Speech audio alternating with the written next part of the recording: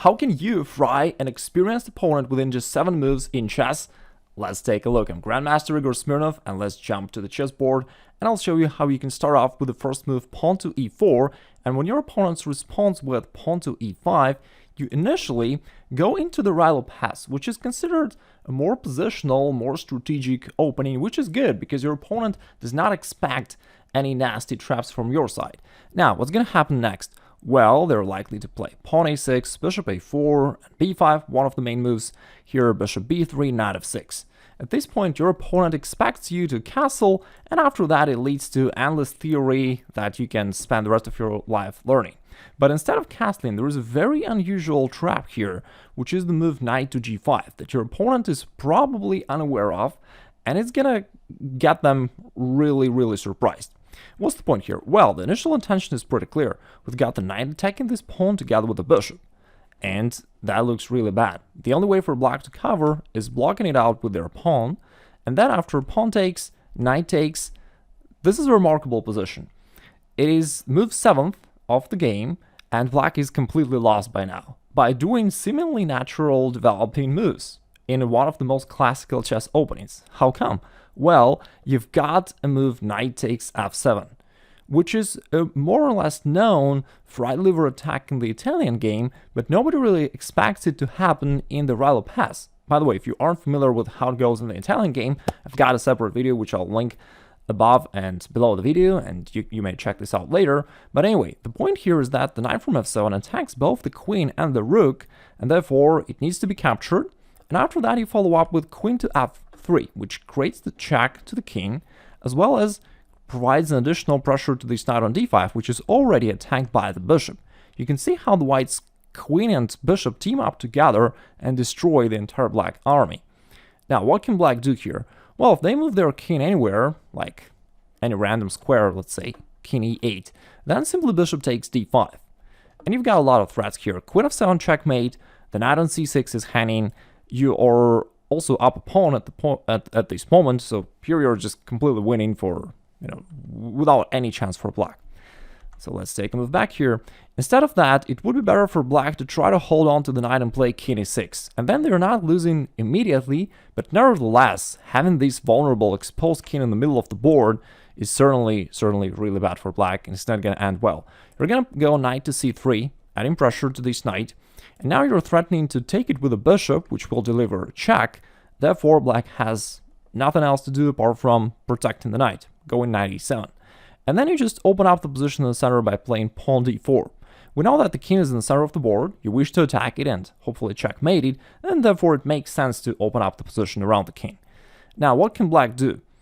Well, taking the pawn is going to lose the game very quickly. We're going to take a look at this in a moment. And if black does nothing or plays any random moves, c6 or whatever, you just take here on e5 yourself, and then you finish your development. Maybe you go bishop g5 and you castle kingside or queenside, which is even better. Then you can easily see that white is completely dominating here, because black has really nothing to do. The vast majority of their army is still standing on the back rank, doing nothing. The king is in the middle of the board, under the massive fire of all of your pieces, and that's pretty clear that white is going to win within a few moves. So that's the very likely scenario of exactly how you can beat a very experienced opponent in a classical opening Ruy Lopez. Alright, now let's take a look at a couple other options, but of course, initially we start off with pawn a4, and we're going in the Ruy Lopez, then after a6, bishop a4, pawn b5. By the way, in a moment I'm going to show you how you can force black into the same position, even if they don't go b5 right here. So stay tuned, we're going bishop b3, knight f6, and at this point we're rushing into the attack with knight g5. Instead of any normal development move, you're just going after black's king right away. Either king or maybe queen or rook, which is a good enough target for us. Anyway, they need to block with d5, take it right here, and most of your opponents will take on d5, going down the path of knight takes f7, crushing them. But what if your opponent is so smart that he or she does not fall for the trap? Well, then they need to move this knight away, right? Because it's being attacked by the pawn. Therefore, normally, they need to move it either to a5 or to d4. And here comes a little spoiler. Knight e4 is the best move for black, because normally it's better to bring pieces in the center of the board. And in this case, you cannot checkmate black very soon. You have to switch over to normal chess, play pawn d3, and you got a normal game of chess. Stronger opponent, stronger player, I should say, will win, right? Therefore, there's nothing terrible here if your opponent is not trapped. But many of your opponents will also go knight a5, just because it's such a standard move in the Ruy Lopez, generally speaking. They chase your bishop initially with pawns, playing pawn a6, then pawn b5, and then they follow up with knight to a5. And if they do this, it's a big mistake because there are going to be many pitfalls along the way for black. Then you simply castle, and castling in this case is somewhat an attacking move because the black's king is still in the center of the board, and therefore this e-file may become crucial for your attack. Therefore, castling actually prepares rook to e1 potentially. Now, black will normally take it right here, pawn takes, and then they'll take here on d5. And after that, you have two options, and both of them are pretty good, I gotta say. The classical approach to this is to play pawn d4, because when your opponent's king is stuck in the middle of the board, you need to open up the center, bring up your pieces, and start attacking, right? So d4 is a classical way to develop your attack, and it's a good way. So if you can play this, you have a very strong potential attack here.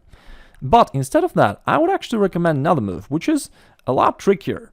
You can go ahead and play queen to f3, and even though maybe objectively is not that great compared to d4, but practically your opponent will most likely be unfamiliar with this position at all, and it's really hard to find proper defensive moves for black, because from here your queen attacks the f7 square, aiming for queen takes f7 checkmate, but also it puts a lot of pressure on this diagonal to the black's hanging pieces, the rook and the king and the knight.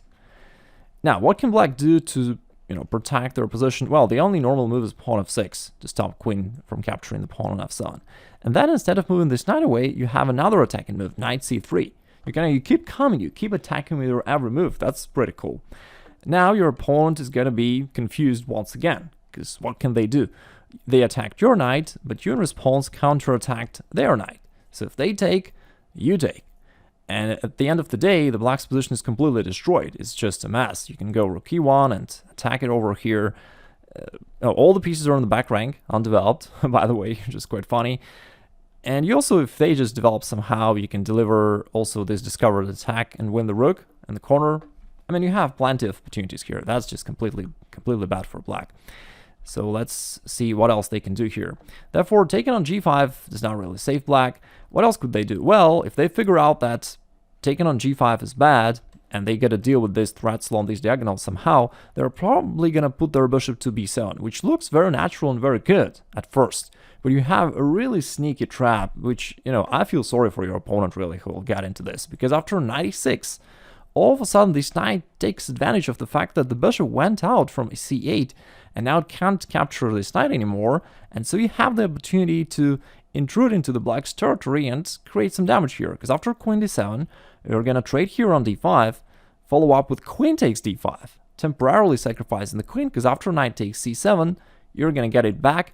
And as a result of this little combination, you're a piece up in an endgame, and it's time for black to resign. And here comes a bonus tip. We just discussed that black can go b5 right here, in a way helping your bishop to operate along this great diagonal where it can attack the opponent's king. But what if they don't go b5? What if they play another common move, knight to f6? In this case, you can still try to insist on the same trap by playing pawn to d3.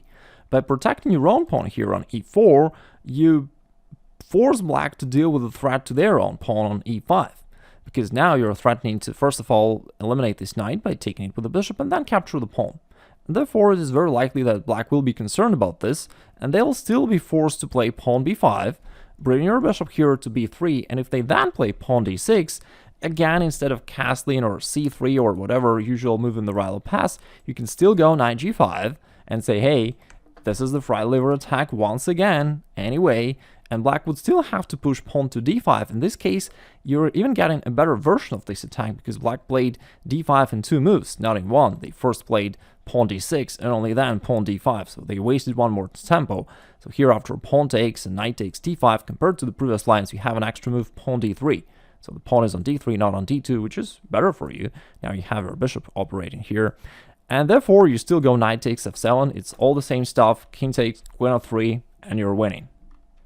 So feel free to use it in your games to win a lot of the Blitz games or over-the-board games. And if you want to, generally speaking, improve your chess in the coming year, then let me remind you that right now, because of the Christmas offers, you can get any course or package of the Remote Chess Academy with 60% discount, and it's going to expire in several days. Therefore, you may click the link below the video and check this out right now.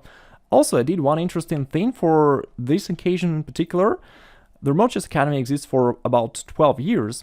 And there were a lot of courses created not only by me, but also by other authors that I invited who specialize in different areas, right? And I've selected 12 best of the best courses created by those different authors that I invited to help you.